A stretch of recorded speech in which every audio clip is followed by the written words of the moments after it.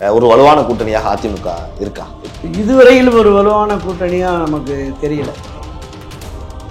இந்த இணைந்த கூட்டணி என்பதும் இன்னும் ஒரு ஒருங்கிணைப்பு இல்லாம தான் இருக்கு. திமுகவை வீழ்த்தக்கூடிய அளவிற்கான வலிமை அதிமுகவுக்கு இருக்கான்னா இப்போ இல்லை.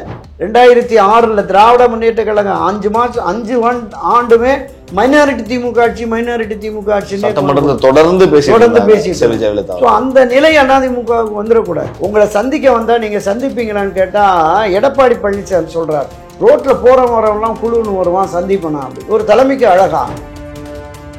பாரதிய ஜனதா கட்சி சார்பிலும் அதிமுக சார்பிலும் திரு நடிகர் விஜய் அவர்களை அணுகிறார்கள். அது தொடர்பாக ரகசிய பேச்சுவார்த்தை எல்லாம் நடக்கிறது. தமிழக வெற்றி கழகம் தனித்து தேர்தலை எதிர்கொண்டார். கணிசமா 5000, 8000, 10,000, 20,000, 50,000 வாக்குகளை பெறலாம். ஒரு தொகுதி கூட வெற்றி சாத்தியமில்லை. நம்முடைய சூப்பர் ஸ்டார் ரஜினிகாந்த், இந்த சிஸ்டம் சரியில்லை, நமக்கு இது சரியா வராதுன்ட்டு ஒதுங்கி ஓடிட்டார். விஜய்க்கு அந்த ஆர்வம், மக்களுக்கு ஏதாவது செய்யணும் அப்படிங்கிற ஆர்வம் இருக்கு. ஆனால்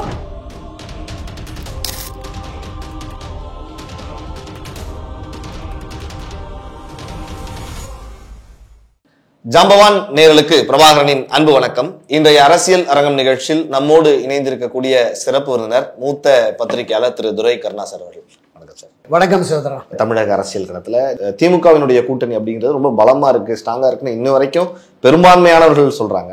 சீட்டு பேரமெல்லாம் ஒரு பக்கம் மார்க்சிஸ்ட் கம்யூனிஸ்ட் கட்சி வந்து கூடுதல் சீட்டு கேட்போன்றாங்க, திருமாவளவனவர்களும் விசிகாவும் கேட்கும். இப்படியெல்லாம் திமுக ஒரு பக்கம் வச்சுட்டோம்னா அதிமுகவினுடைய கூட்டணி அப்படிங்கிறது எந்த சூழல்ல இருக்கு? ஒரு வலுவான கூட்டணியாக அதிமுக இருக்கா? இதுவரையிலும் ஒரு வலுவான கூட்டணியா நமக்கு தெரியல. பாரதிய ஜனதா கட்சி வந்து திராவிட முன்னேற்ற கழகத்தை ஆட்சி அதிகாரத்திலிருந்து அகற்ற வேண்டும் என்கிற ஒற்றை இலக்கோடு தான் தமிழ்நாட்டில் வந்திருக்காங்க.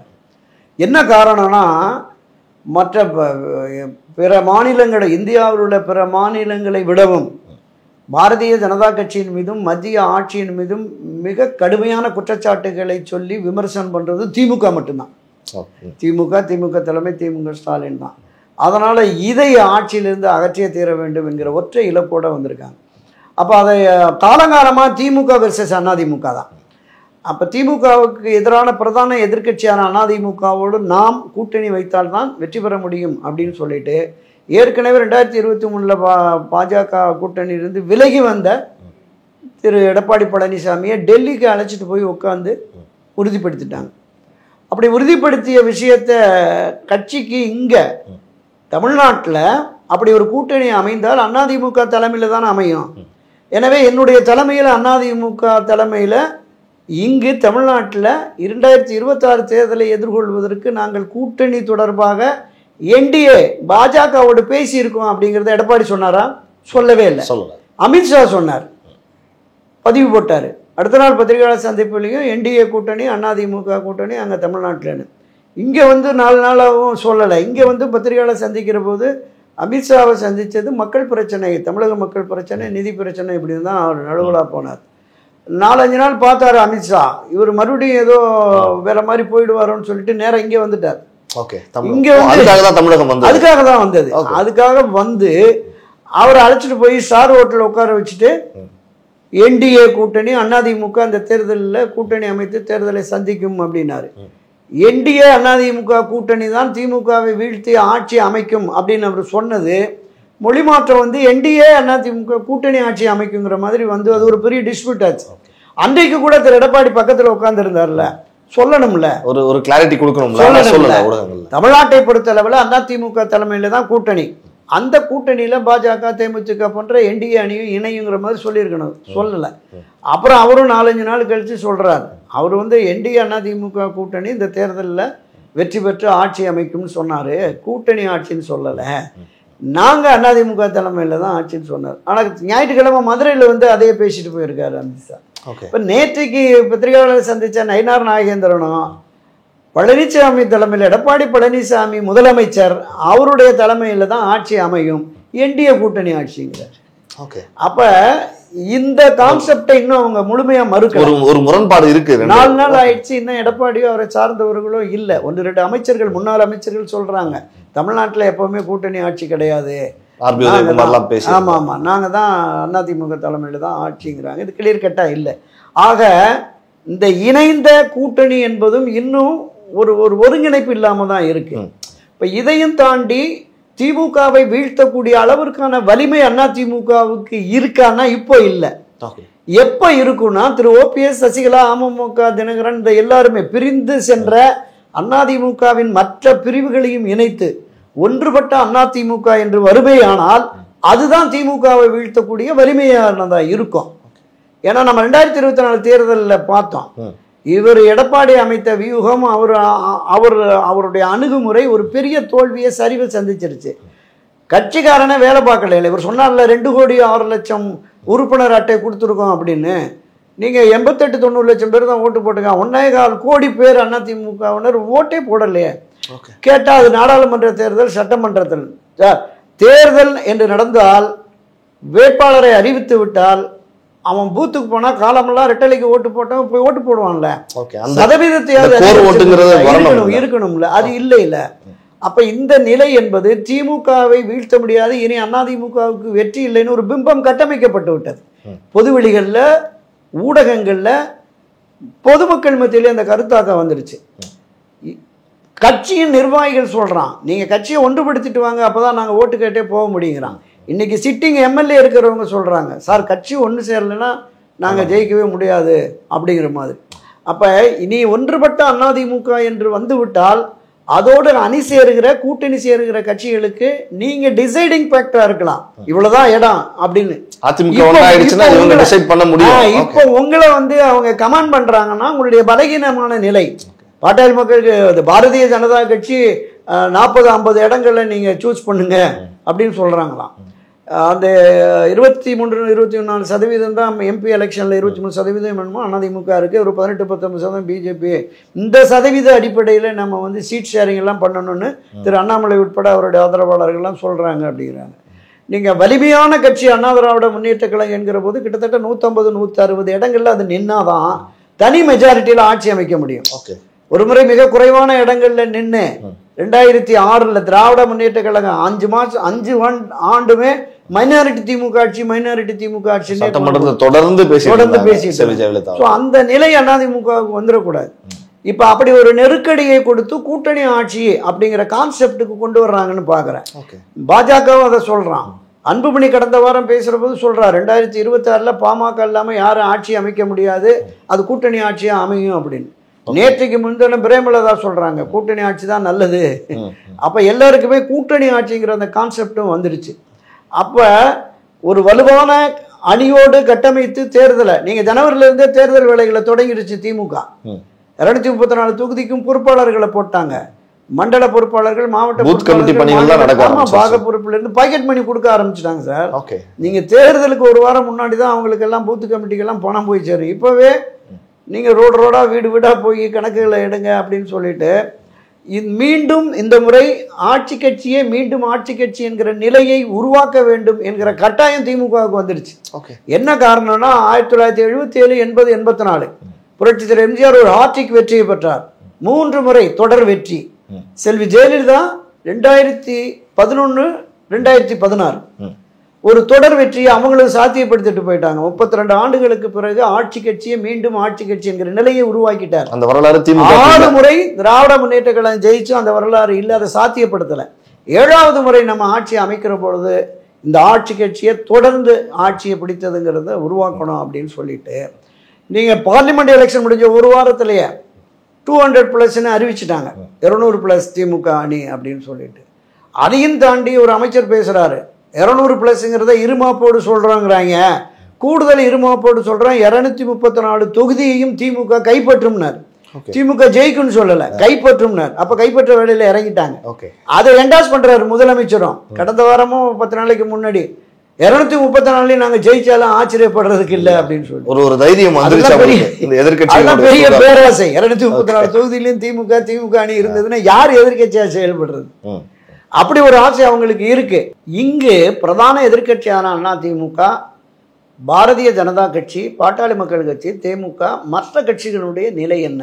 இந்த அணியில் நாங்கள் இருக்கிறோம்னு இன்னும் வெளிப்படையா யாருமே அறிவிக்கல. அப்போ இந்த பலகீனமான நிலை மாறி திராவிட முன்னேற்ற கழகத்திற்கு எதிராக ஒன்றுபட்ட அதிமுக, நான் சொன்ன மாதிரி ஓபிஎஸ் இபிஎஸ் எல்லோரையும் இணைத்து, தினகரன் கூட நான் அமமுகன்னு தனி கட்சி வச்சிருக்கேன், நான் என்டிஏவில் இருக்கிறேன்னு சொல்லிட்டார்.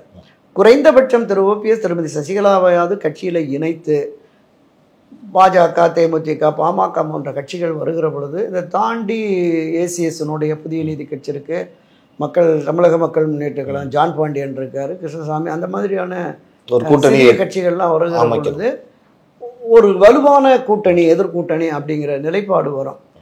இந்த அரசியல் கட்சிகளில் திராவிட முன்னேற்ற கழகம், அண்ணா திராவிட முன்னேற்ற கழகம், இந்த இரண்டு கட்சிகளுமே ஆட்சி அதிகாரத்திற்கு வருவதற்கான வாக்கு சதவீத இடைவெளி வெறும் 1.5% 3% தான். ஓகே, இதுதான் அந்த இடைவெளி. இதை மீட்டெடுப்பதற்கு இந்த கூட்டணி, இப்போ ஏற்கனவே நான் சொன்னல அதிமுகவில் வெளியில் ஒரு 4-5% இருக்குது ஓபிஎஸ் சசிகலா ஆதரவாளர்கள், அதை இணைச்சிட்டோம்னாலே இது சரியாயிடும். அப்போ பாஜக மற்ற கட்சிகளினுடைய வாக்கு வங்கி, அதிமுகவினுடைய நிரந்தர வாக்கு வங்கி, நான் சொன்னேன்ல நாடாளுமன்றத்தில் பல பேர் ஓட்டு போடுறேன்னு, ஆட்சி அதிகாரத்திற்கு திமுகவை வீழ்த்தி ஆட்சி அதிகாரத்திற்கு அதிமுகவை கொண்டு வர வேண்டும் என்றால், இதுவரையிலும் காலகாலமாக ரெட்டலைக்கு வாக்களித்தவன்லாம் முஸ்தீபா இறங்குவான், திமுக எதிராக தீவிர களமாடுவான். அப்போ ஆட்சி மாற்றத்துக்கு கூட வாய்ப்பு இருக்கிறது. அது எப்போது இந்த நிலையை உணர்ந்து இந்த அணி வலுப்பட போகிறது அப்படிங்கிறது காலம்தான் பதில் சொல்லுவாங்க. ஒரு பெரிய விஷயம் நீங்க பேசுறப்ப ரொம்ப மெல்லியா தான் சொல்றீங்க, இந்த அணி ஒண்ணு சேரணும் அப்படிங்கிறதுல. அதுல ஒரு சின்ன ஒரு சந்தேகம், டிடிவி தினகரன் கூட சமீபத்துல பேசியிருந்தாரு, இது பங்காளி சண்டை, இதெல்லாம் ஒதுக்கி வச்சுட்டு திமுகவை வீழ்த்த வேண்டும் என்கிற ஒரு அணியில வரணும் அப்படின்னு ஒரு செய்தியாளர் சந்திப்புல நேற்று சொல்லியிருந்தாரு. அவரு தயாரா இருக்காரு, சசிகலா அவர்கள் கூட, திருமதி சசிகலா அவர்கள் கூட தயாரா இருக்க மாதிரி தான் தெரியுது. ஆனா இந்த சிக்கல் மட்டும் ஒன்றிணைவதற்கான சிக்கல்ங்கிறது காலம் கடந்து போயிட்டே இருக்கு. என்ன காரணம் செய்த வாய்ப்பு இருக்காது? அண்ணா திராவிட முன்னேற்ற கழகம் என்பது எந்த தனி மனிதனுடைய கட்சி இல்லை. புரட்சி தலைவர் எம்ஜிஆர் தொடங்கின போது தொண்டர்களுக்கான கட்சி அப்படின்னு சொன்னார். 1000 ஆண்டுகளை கடந்தும் இந்த கட்சி நின்று நிலைத்திருக்கும், அதிமுக கொடி பட்டொளி வீசி பறக்கும்னு முதல் பொதுக்கூட்டத்தில் பேசினார் 77 தேர்தலில். சட்டப்பேரவையில் செல்வி ஜெயலலிதா பேசுறது சொன்னார், 100 ஆண்டுகளை கடந்தும் ஆட்சி அதிகாரத்திலே அதிமுக இருக்கும் அப்படின்னு சொன்னாங்க. 52 வருஷத்திலே எடப்பாடி அதை கொண்டு போய் கீழே தள்ளிட்டார், அதல பாதாளத்துக்கு போயிடுச்சு. சாதாரண சிலுவம்பாளையம் கிளை செயலாளர் என்கிற அந்த அரசியல் அடையாளத்தோடு வந்தவரை கட்சியினுடைய பொதுச் செயலாளர் வரைக்கும் கொண்டு போனது இந்த கட்சி அதிமுக. ஒரு எம்பி, எம்எல்ஏ, மந்திரினி இருந்தவரை முதலமைச்சர் ஆக்கியதும் இந்த கட்சி தான். எனவே இந்த அதிமுக என்கிற இந்த அரசியல் இயக்கம் காலாகாலத்திற்கும் நின்று நிலைத்து நீடித்திருக்க வேண்டும். கட்சி முக்கியம், கட்சியின் நலன் முக்கியம், கட்சியின் எதிர்காலம் முக்கியம், கட்சியின் வெற்றி. எப்படிப்பட்ட வெற்றி? ஆட்சி அதிகாரத்திற்கு வரக்கூடிய வெற்றியை பெறுவது முக்கியம் என்று திரு எடப்பாடி கருதுவாரேயானால் அவருடைய பிடிவாதத்தை தளர்த்தி இவர்களை இணைத்தே ஆக வேண்டும். அதுதான் வெற்றிக்கான வழி. இல்லைன்னா 2026 இந்த 24 பார்லிமெண்ட்டை விட ஒரு மோசமான தோல்வியை தழுவ வேண்டியது வரும். இன்னைக்கு எழுதி வச்சுங்க, அப்படி ஒரு நிலை வந்தால் அதிமுகவினுடைய எதிர்காலமே பாதிக்கும். எடப்பாடி பழனிசாமி தலைமையில் ஒரு அதிமுக இருக்கும். எப்படி இருக்கும்? பாமக, தமாக, தேமுதிக, மதிமுக மாதிரி தான் இருக்கும். ஆட்சி அதிகாரத்திற்கு வரக்கூடிய அதிமுகவை இவர் அழித்து விடுவார் அப்படிங்கிறது தான் இன்றைக்கு இருக்கிற புழுங்கிக்கிட்டு இருக்கான் சார். அண்ணா திராவிட முன்னேற்ற கழகத்தில் இருக்கிற ஒவ்வொரு தொண்டனும் ஒவ்வொரு நிர்வாகியும் ஏன் இவ்வளவு பிடிவாதமா இருக்காரு அப்படிங்கிற மாதிரி. நான் சொன்ன ஒரு 6 பேர் பல பதிவுகளில் நான் சொல்லியிருப்பேன்.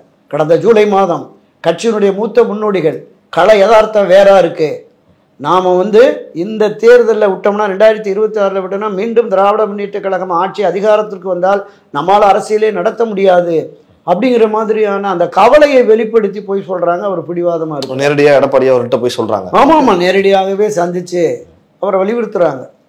ஜூலை 7ஆம் தேதி நினைக்கிறேன், சேலத்தில் அவர் வீட்டில் போய் சந்திச்சு 2.5 மணி நேரம் பேசியிருக்காங்க. ஆனால் அதை கூட பொதுவெளிகளில் அப்படி 6 பேர் என்னை சந்திச்சு பேசுறது ஊடகங்கள் தான், அது பொய், பச்சை பொய் அப்படிங்கிறார்.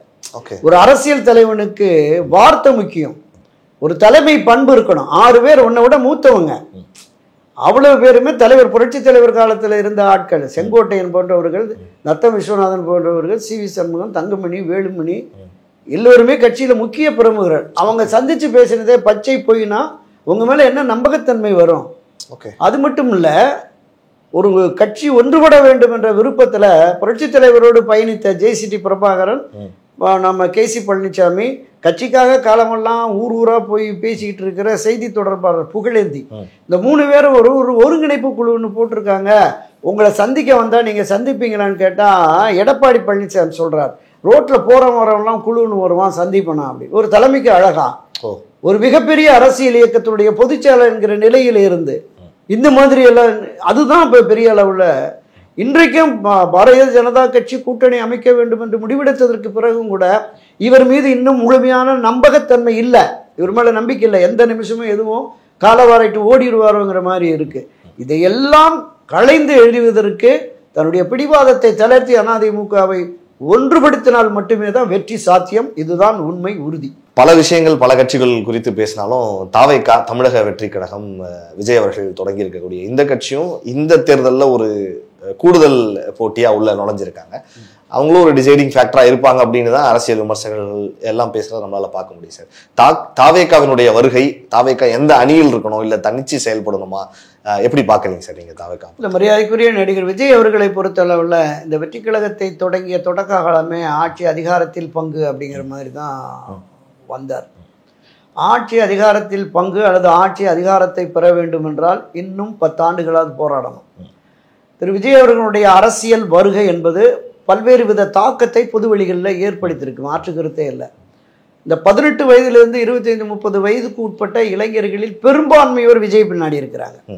விஜய் ரசிகர்கள் பல்வேறு அரசியல் கட்சிகளில் இருந்தாலும் அதிகபட்சமாக அவரிடம் உள்ள இளைஞர்கள் தான் இப்போ கட்சியிலையும் பொறுப்பில் இருக்கிறாங்க.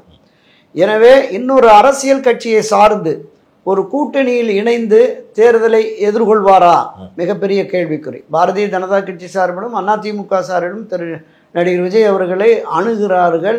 அது தொடர்பாக ரகசிய பேச்சுவார்த்தை எல்லாம் நடக்கிறது. ஏன்னா நீங்க ஒரு மாநாடு முடிஞ்ச ஒரு 2 நாளையிலேயே பரவலா வலைத்தளங்கள்ல இது வந்தது. அதிமுக எடப்பாடி தரப்புல ரகசிய பேச்சுவார்த்தை நடக்கிறாங்க, 40 இடங்கள்லாம் கொடுக்கறதா சொன்னாங்க, விஜய் 60 சீட்டு ஆட்சியில பங்குன்னு பேசுறாரு அப்படின்றது. இது ஒரு 4 நாள் பார்த்துட்டு புஷி ஆனந்த் ஒரு அறிக்கை விட்டார், அதிமுகவோடலாம் நாங்கள் கூட்டணி இல்லை அப்படிங்கிற மாதிரி சொல்லிட்டு அந்த மாதிரியான எதுவும் நடக்கலன்ற மாதிரி ஒன்று அறிக்கை விட்டார். இப்போவும் அண்மை காலத்தில் அப்படியெல்லாம் கூட்டணி தூரம் பேசலை, ஜனவரிக்கு மேலே தான் அதை நாங்கள் சொல்லுவோம் அப்படிங்கிற மாதிரி சொல்லிட்டாங்க. அண்மையில் வேற ஒரு நிர்வாகி எங்களுக்கு இப்போ கொள்கை எதிரி பாஜக, எனவே பாஜகவோடு நாங்கள் கூட்டணி இல்லை அப்படின்னா பாஜகவோடு இருக்கிற அதிமுகவோடையும் கூட்டணி இல்லை அப்படிங்கிற மாதிரி ஒரு கான்செப்டாக அவங்களும் சொல்லிட்டாங்க. அப்போ தனித்து தான் இருக்கணும். தமிழக வெற்றி கழகம் தனித்து தேர்தலை எதிர்கொண்டார். 234 தொகுதிகள்லையும் அவர் வேட்பாளரை போட்டு வாக்கு சதவீதம் எவ்வளவுன்னு தெரியணும்னா சீமான் அந்த கான்செப்ட் தான் கையில் வச்சிருக்காரு.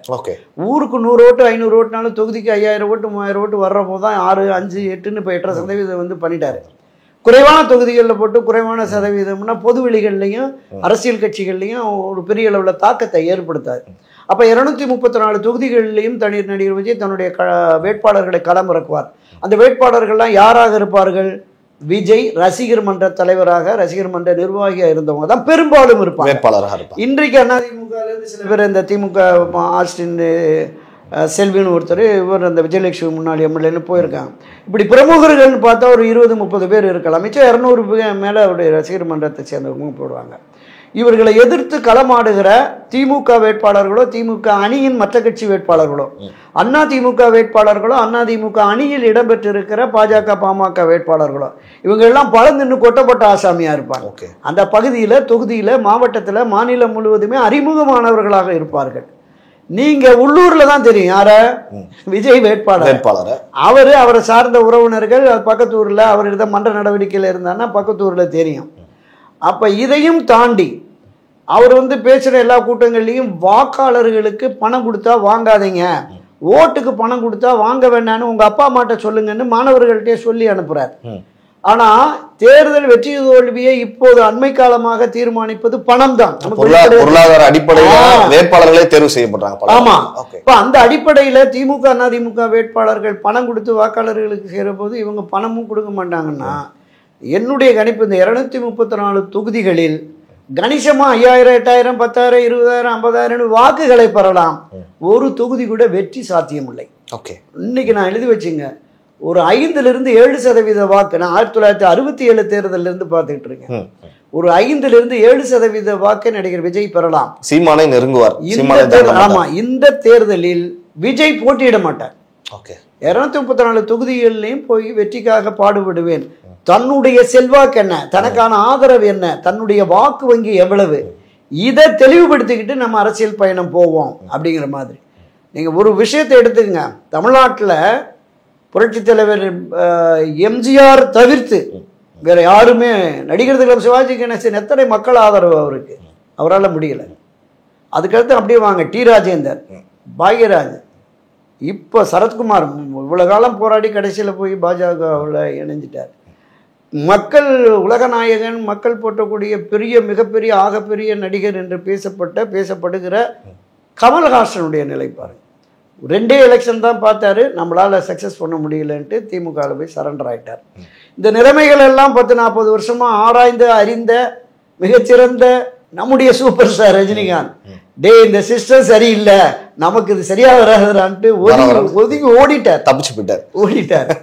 விஜய்க்கு அந்த ஆர்வம், மக்களுக்கு ஏதாவது செய்யணும் அப்படிங்கிற ஆர்வம் இருக்கு. ஆனால் அவர் இன்றைக்கு அரசியல் எதிரி என்று அடையாளப்படுத்தப்பட்ட திமுகவுக்கு எதிராக களமாடணும், ஆர்ப்பாட்டம், போராட்டம், மறியல் அப்படின்னு களம் இறங்கணும். அப்பனா இவர் ஒரு மாற்றத்தை தருவாங்கிற நம்பிக்கை மக்கள்கிட்ட வரும்.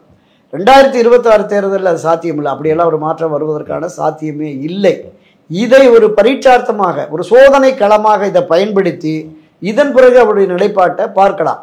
ஒருவேளை வேண்டாம், இந்த விஷ பரீட்சை வேண்டாம், ரொம்ப மோசமாக இருந்துச்சுன்னு சொன்னால் எல்லாரும் எல்லா கட்சியிலும் நம்ம புறக்கணிக்கப்பானுங்க, அதனால ஏதாவது ஒரு அரசியல் இயக்கத்தில் ஏதாவது ஒண்ணுன்னா இங்கே தான் வரணும். ஒன்று அதிமுக வரணும், திமுக பக்கம் வர முடியாது, அவருக்கு முடியாது. ஓகே, அந்த இப்போ கொள்கை எதிரி பாஜக, அங்கே நாங்கள் போக மாட்டோம் பாஜக, அப்போ என்ன சொல்லுவாங்க, தமிழ்நாட்டை பொறுத்தளவில் அதிமுக எடப்பாடி தலைமையில் தான் கூட்டணி, அந்த கூட்டணியில் எந்த கட்சி வந்தாலும் எங்களுக்கு ஒன்றும் ஆட்சேபனை இல்லை, அதிமுக எடப்பாடி அணியில் தான் இருக்கோம் அப்படின்னு வந்தா நிச்சயமா அவங்களுக்கு எவ்வளவு இடம் கொடுக்குறாங்களோ அதுல ஒரு 40-50% வெற்றி பெறலாம். உதாரணத்துக்கு ஒரு 20 சீட்டு கொடுத்தா 10-15 எம்எல்ஏக்கள் தாவேக சார்பாக சட்டமன்றம் போகலாம். அதற்கு உதாரணம் தான் சொன்ன விஜயகாந்த். அவர் தனித்து நின்று ஒரே ஒரு இடத்துல அவருடைய சமுதாய வாக்குகள், அங்க ரசிகர் மன்றங்கள் அதிகமா இருந்ததுல விருதாசலத்தில் அவரால் மட்டும்தான் வெற்றி பெற முடிஞ்சது. அதிமுகவோடு அணி சேர்ந்து 40-41 தொகுதி வாங்கி 29 தொகுதியில ஜெயிச்சு பிரதான எதிர்கட்சி ஆயிட்டார். அதுதான் தமிழகத்தின் அரசியல் கள யதார்த்தம்.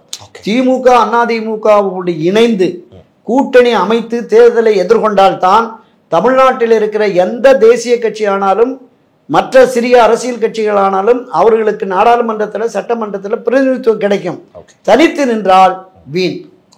பல விஷயங்கள் சார், சமகால அரசியல் சூழல் குறித்து, அதிமுகவில் நடக்கக்கூடிய விஷயங்கள், பாமகவில் நடந்த விஷயங்கள் அப்படின்னு நிறைய தகவல்களை எங்களோடு பகிர்ந்து கொண்டீர்கள். உங்களுக்கு ஜாம்பவான் நேயர்கள் சார்பாகவும் இந்த பிரபாகரன் சார்பாகவும் மனமார்ந்த நன்றி. நன்றி சார்.